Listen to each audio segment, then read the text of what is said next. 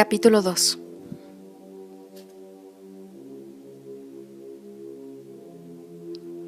Ricky Stark se mostró muy poco apto para sonsacar información a familiares que se sorprendían al oír su voz.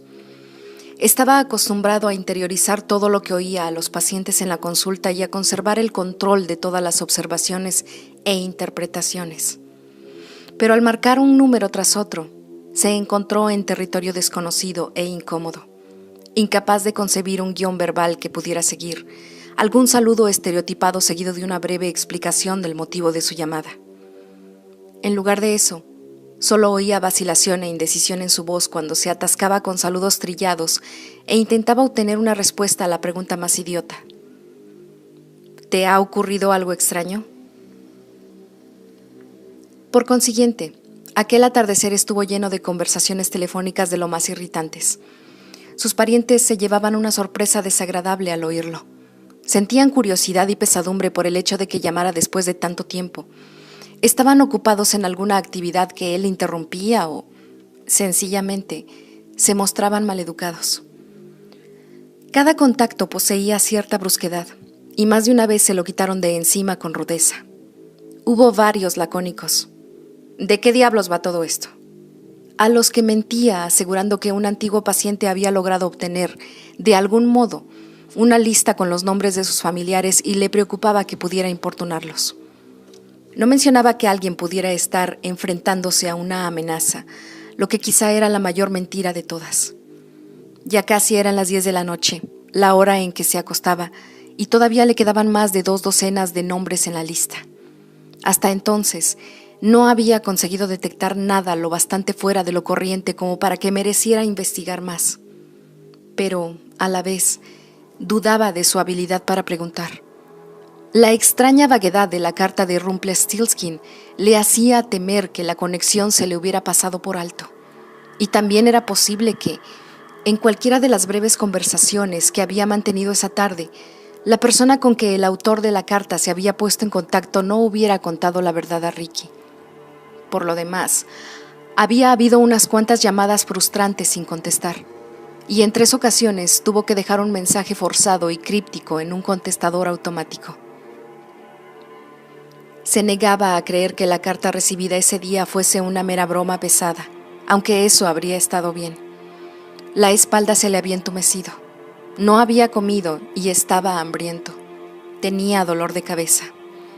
Se mesó el cabello y se frotó los ojos antes de marcar el número siguiente, sintiendo una especie de agotamiento que le martilleaba las sienes. Consideró que el dolor de cabeza era una pequeña penitencia por la conclusión a la que estaba llegando. Estaba aislado y distanciado de la mayoría de su familia. El pago del olvido, pensó, mientras se disponía a llamar al 21º nombre de la lista que le proporcionó Rumpelstiltskin. Seguramente no era razonable esperar que los parientes de uno aceptaran un contacto repentino tras tantos años de silencio, sobre todo los parientes lejanos, con quienes tenía poco en común. Más de uno se había quedado callado al oír su nombre, como si tratara de recordar quién era exactamente. Esas pausas le hacían sentir un poco como un viejo ermitaño que bajara de la cima de una montaña, o un oso durante los primeros minutos después de una larga hibernación. El 21º nombre solo le resultaba remotamente familiar. Se esforzó en intentar asignar una cara y una categoría a las palabras que tenía delante. Una imagen se formó despacio en su cabeza. Su hermana mayor, que había fallecido 10 años antes, tenía 2 hijos, y este era el mayor de los 2. Eso convertía a Ricky en un tío bastante desangelado. No había tenido contacto con ningún sobrino desde el entierro de su hermana. Se devanó los sesos tratando de recordar no solo el aspecto, sino algo del nombre. ¿Tenía esposa? ¿Hijos? ¿Profesión? ¿Quién era? Sacudió la cabeza. No recordaba nada. La persona con quien tenía que hablar apenas si poseía más identidad que un nombre extraído de un listín telefónico. Estaba enfadado consigo mismo. No está bien, se dijo. Deberías recordar algo. Pensó en su hermana, 15 años mayor que él, una diferencia de edad que los convertía en miembros de la misma familia situados en órbitas distintas. Ella era la mayor. Él era fruto de un accidente, destinado a ser siempre el bebé de la familia. Ella había sido poetisa, titulada por una universidad para mujeres de buena familia en los años 50. Había trabajado primero en el mundo editorial y se había casado bien después con un abogado de Boston especializado en derecho mercantil. Sus 2 hijos vivían en Nueva Inglaterra. Ricky observó el nombre en la hoja que tenía delante. Leyó una dirección de Deerfield, Massachusetts, con el prefijo 413. De repente recordó algo. Su sobrino era profesor en un instituto privado de esa ciudad. Se preguntó qué enseñaría. La respuesta llegó en unos segundos. Historia. Historia de Estados Unidos. Entornó los ojos y visualizó un hombre bajo y enjuto con chaqueta de tweed, gafas con montura de concha y un cabello rubio rojizo que le clareaba con rapidez. Un hombre con una esposa como mínimo 5 centímetros más alta que él. Suspiró y, provisto por lo menos con algo de información, marcó el número y esperó mientras el timbre sonaba media docena de veces antes de que contestara una voz que tenía el tono inconfundible de la juventud. Grave, pero impaciente. «Diga». «Hola», dijo Ricky. «Quisiera hablar con Timothy Graham. Soy su tío Frederick, el doctor Frederick Starks». «Soy Tim, hijo». «Hola, Tim», dijo Ricky tras vacilar un momento. «Me parece que no nos conocemos». «Pues sí, nos conocemos. Nos vimos en el entierro de la abuela. Estaba sentado justo detrás de mis padres en el segundo banco de la iglesia y dijiste a papá que era una bendición que la abuela no hubiera durado más. Recuerdo lo que dijiste porque entonces no lo entendí. Debías de tener 7 años y ahora tendrás casi 17. Pues para ser nuestro único encuentro lo recuerdas muy bien». El joven consideró esta afirmación antes de contestar. «El entierro de la abuela me impresionó mucho». No entró en detalles, sino que cambió de tema. «¿Querías hablar con papá?» «Sí, si es posible». «¿Para qué?» Ricky pensó que se trataba de una pregunta poco corriente para alguien joven. No tanto porque Timothy hijo quisiera saber para qué, ya que la curiosidad es consustancial a la juventud, sino porque su tono sonó con un ligero matiz protector. Ricky pensó que la mayoría de adolescentes se habría limitado a llamar a su padre a gritos para que contestara y habría vuelto a sus quehaceres, ya fuera a ver la tele, hacer deberes o jugar a videojuegos. Porque la llamada repentina de un familiar mayor y lejano no era algo que incluyeran en su lista de prioridades. «Bueno, se trata de algo un poco extraño», dijo. «Hemos tenido un día extraño», contestó el adolescente. «¿Y eso?», quiso saber Ricky, pero el muchacho no contestó a la pregunta. «No estoy seguro de que papá quiera hablar con alguien ahora, a no ser que sepa de qué se trata», indicó. «Entiendo», dijo Ricky con cautela. «Pero lo que tengo que decirle podría interesarle». El joven respondió. «Papá está ocupado en este momento. La policía todavía no se ha ido». «¿La policía?». Ricky inspiró con rapidez. «¿Ha pasado algo?». El muchacho obvió la pregunta para hacer una a su vez. «¿Para qué has llamado? Es que no hemos sabido nada de ti en muchos años. 10 por lo menos, desde el entierro de tu abuela». «Eso, exacto. ¿Por qué ahora de repente?». Ricky pensó que el chico tenía razón en recelar. Empezó el discurso que tenía preparado. «Un antiguo paciente mío. Recuerdas que soy médico, ¿verdad, Tim? El caso es que podría intentar ponerse en contacto con algún familiar mío. Y aunque no hemos estado en contacto en todos estos años, quería avisarles.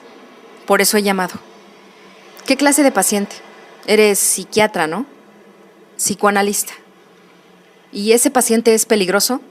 ¿O está loco? ¿O las dos cosas?».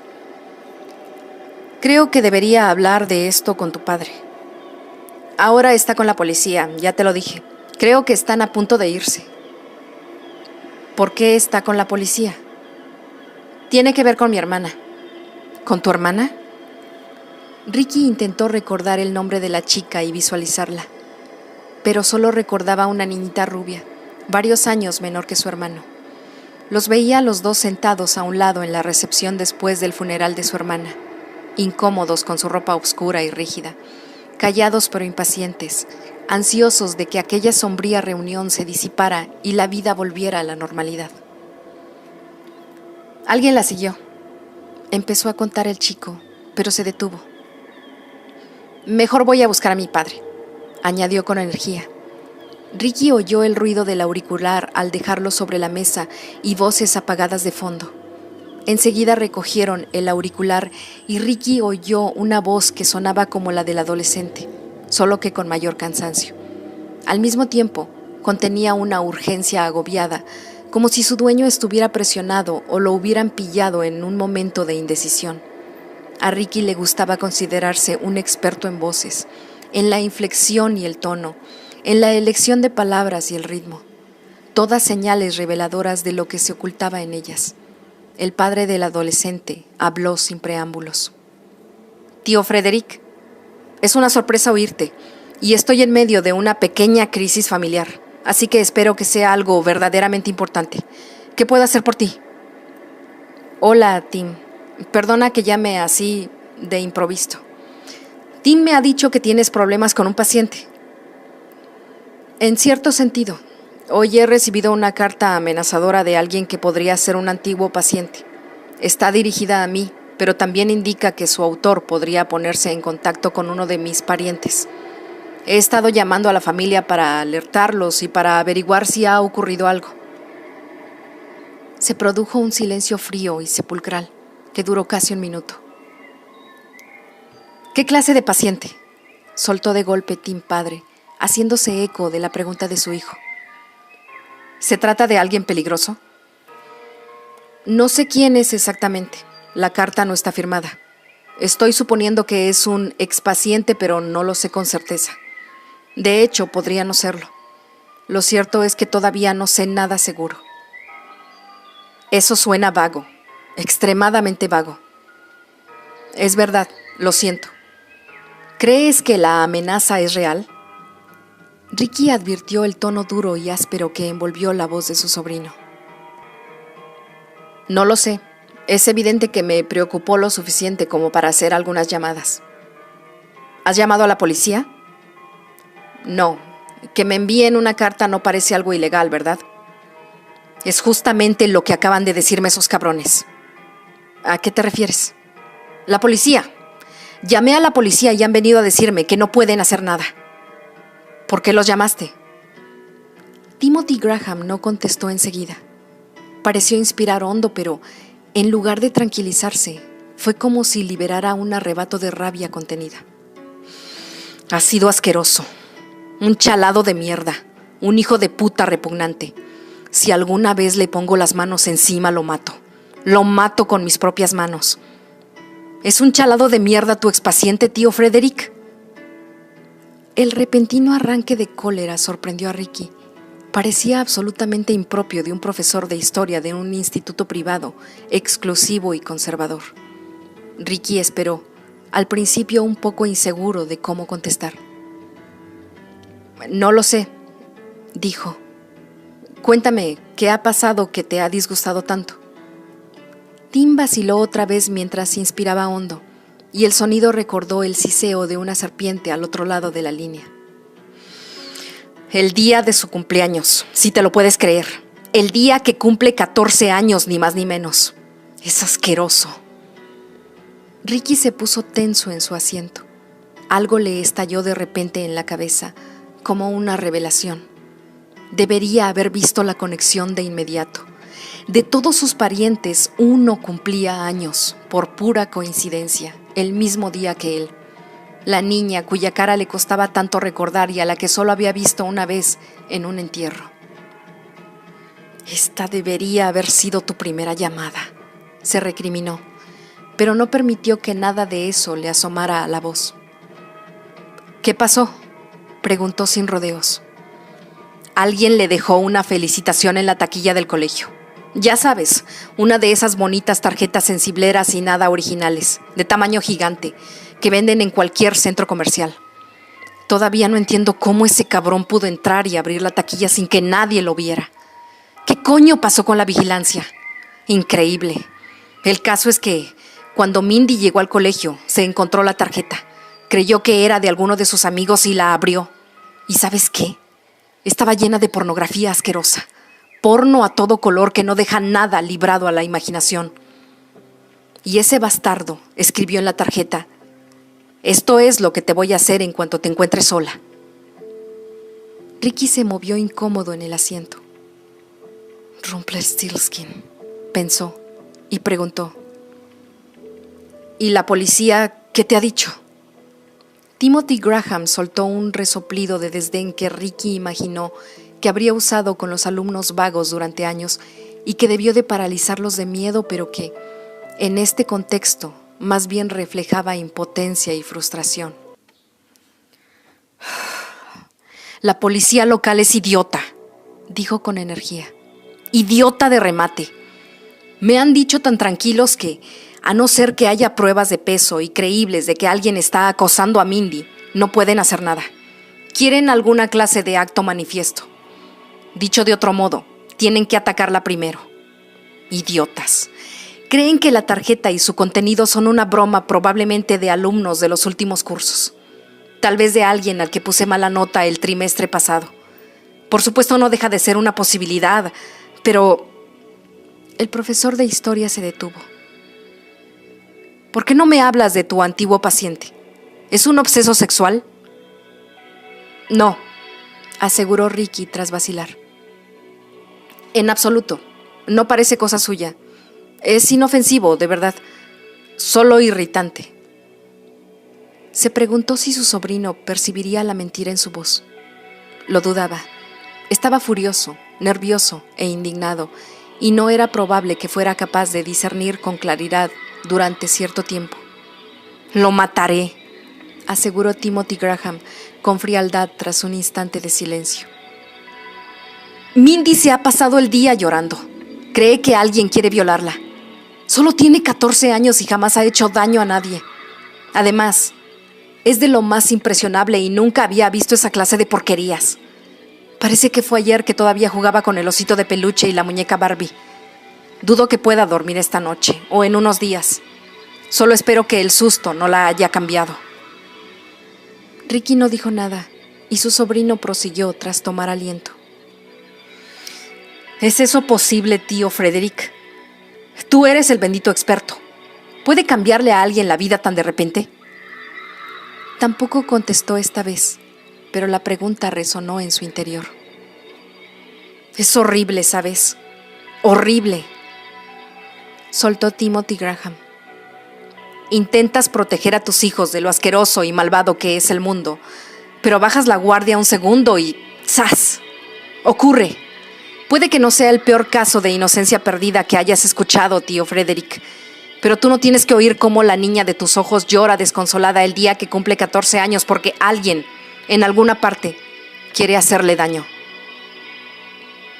Y tras esas palabras, Timothy Graham colgó. Ricky Starks se inclinó hacia la mesa. Soltó el aire despacio entre los incisivos, produciendo un largo silbido. Estaba disgustado e intrigado a la vez por lo que Rumpelstiltskin había hecho. Recapituló rápidamente. El mensaje que había enviado al adolescente no tenía nada de espontáneo. Era calculado y efectivo. Era obvio que, además, había dedicado cierto tiempo a estudiarla. Mostraba también algunas habilidades a las que sería prudente prestar atención. Rumpelstiltskin había logrado superar la vigilancia del colegio y tenido la pericia de un ladrón para abrir una cerradura sin destrozarla. Había salido del colegio sin ser descubierto y viajado después desde Massachusetts hasta Nueva York para dejar su segundo mensaje en la sala de espera de Ricky. No había problemas de tiempo. En coche el viaje no era largo, quizá 4 horas, pero denotaba planificación. Pero eso no era lo que molestaba a Ricky. Cambió de postura en el asiento. Las palabras de su sobrino parecían resonar en la consulta, rebotando en las paredes y llenando el espacio con una especie de calor. Inocencia perdida. Ricky pensó en ello. A veces, en el transcurso de una sesión, un paciente decía algo que resultaba impactante, porque eran momentos de conocimiento, fases de comprensión, percepciones que indicaban un progreso. Eran los momentos que todo psicoanalista buscaba. Solían ir acompañados de una sensación de aventura y satisfacción, porque señalaban logros a lo largo del tratamiento.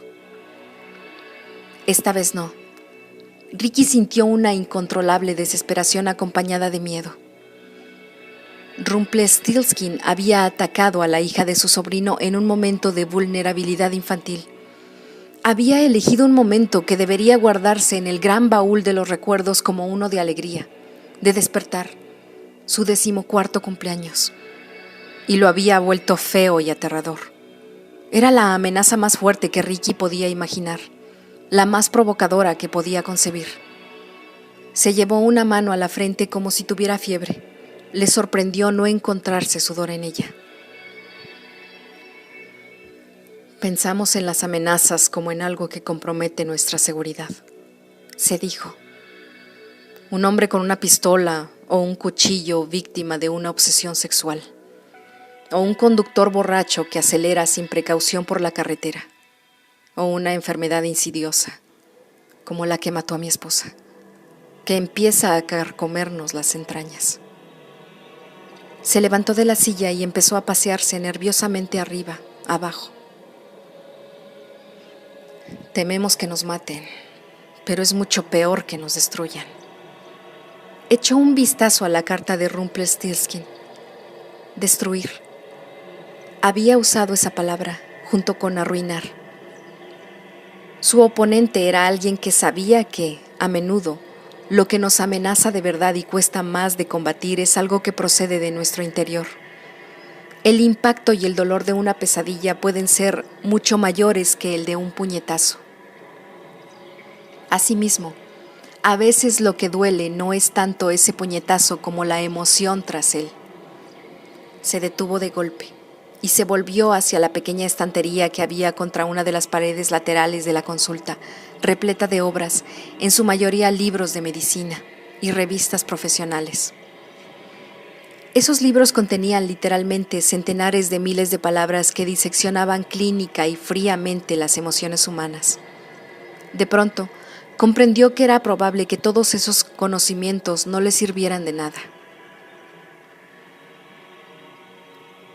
Lo que quería era sacar un libro de un estante, hojear el índice y encontrar una entrada en la R para Rumpelstiltskin que incluyera una descripción sucinta y sencilla del hombre que le había enviado aquella carta. Sintió miedo porque sabía que no existía tal entrada y se encontró volviendo la espalda a los libros que hasta ese momento habían definido su profesión. Y lo que recordó a cambio fue una secuencia de una novela que no releía desde su época de universitario. Ratas, pensó. Ponían a Winston Smith en una habitación con ratas porque sabían que era la única cosa del mundo que le daba miedo de verdad. No la muerte ni la tortura, sino las ratas. Miró alrededor. Su piso y su consulta eran dos lugares que en su opinión lo definían bien y donde se había sentido cómodo y feliz durante muchos años. Se preguntó, en ese instante, si todo eso iba a cambiar y si de repente iba a convertirse en su habitación 101 de ficción, el lugar donde guardaban lo peor del mundo.